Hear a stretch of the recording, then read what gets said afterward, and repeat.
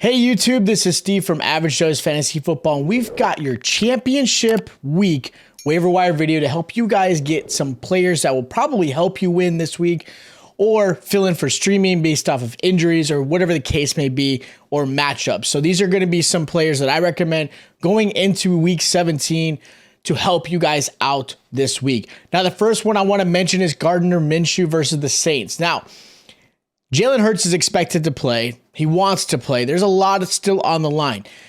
With the loss to the Cowboys, the Eagles have to obviously still win for them to maintain that number one seed to get the first round bye. Also, realistically, like anything else, if you're out for a few weeks and then you get into the playoffs, sometimes that does not help at all. But there's also, of course, the shoulder injury that is keeping Hurts out. You don't want to make it worse and really lose him and not have him in the playoffs. So there's a lot going on with that. The reason why I mentioned Gardner Minshew is maybe if you're an owner of Jalen Hurts, or maybe you need to stream a quarterback and Gardner gets to start, I like him as a nice little pickup. He's available in 73% of most leagues. He just had a good game against the Dallas Cowboys. He had, at least for fantasy reasons, he did have some turnovers, but he put up 24.7 points in fantasy. He had 3 total touchdowns, 2 in the air, 1 on the ground. He put over 350 yards passing. So again, this is a quarterback that can still put up some decent amount of fantasy points if you have to fill him in, or if you're, again, filling in for Hurts if he does not play. We'll keep you updated on what happens with that. There's obviously a good chance that Minshew does play just to make sure Hurts is healthy. That's the main thing, is to make sure he's healthy, but we'll see how things go. Now, the other quarterback I'm going to mention again is Mr. Irrelevant Brock Purdy. I mentioned him again. He's still available in 63% of most leagues. He's going against the Raiders this week. Purdy has done a really phenomenal job, really, for this 49ers team. He's going against the Vegas Raiders, who are just not a good defensive team. He's going to have a chance to put up points. He's been averaging about 17 fantasy points a game, which as a quarterback, that's fantastic. If you get 17 to 20 points, that's a QB1 stat type of quarterback. The fact that he's still available just blows my mind. Now, I understand most people that are in the playoffs, or at least in the championship, probably have a Patrick Mahomes, a Josh Allen, have those top tier quarterbacks. So you probably don't need Brock Purdy. But maybe if you're in a super flex, maybe your quarterback, you were streaming your quarterbacks all season, the rest of your team is fantastic. I like Brock Purdy. You may want to consider him. Now, as far as running backs, I've got 2 here. I've got Cam Akers versus the Chargers. He's available in 32% of most leagues. Cam had one of the best games ever in his career as an NFL pro, finishing with 118 yards and 3 touchdowns on the ground.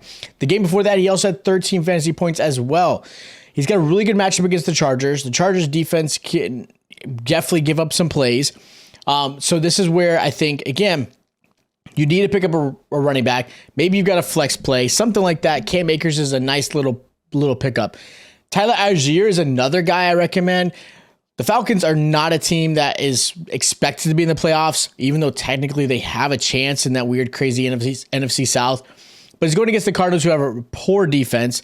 He's available in 51% of most leagues. Allgeier's done a really good job putting a lot of the load on his shoulders, even though there's Cordell Patterson there. I think the Falcons are just trying to utilize their youth and see what their rookies, their younger players are like to get ready for the next season. He's had 18 carries in each of the last 2 games, finishing with 15 points last week, 22 points in fantasy the week before that. And again, Arizona just gave up 115 yards on the ground and 13 receptions to the running backs to Tampa Bay on Monday night. So this is a really good game for Allgeier as well. So I like him as another pickup. Now, wide receiver, I've got Jakobi Meyers versus the Dolphins. He's available in 36% of most leagues.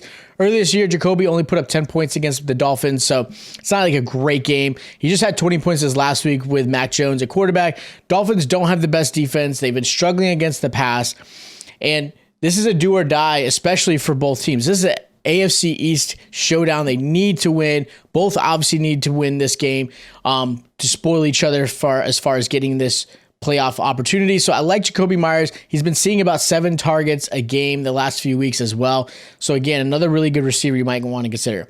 Jahan Dotson, I have to talk to him. This guy is amazing. He is fantastic. I actually did not have a lot of hopes as far as a receiver going into the season when he was drafted, but he has proved me wrong. He is definitely a touchdown machine. Going against the Browns this week, he's available in 77% of most leagues.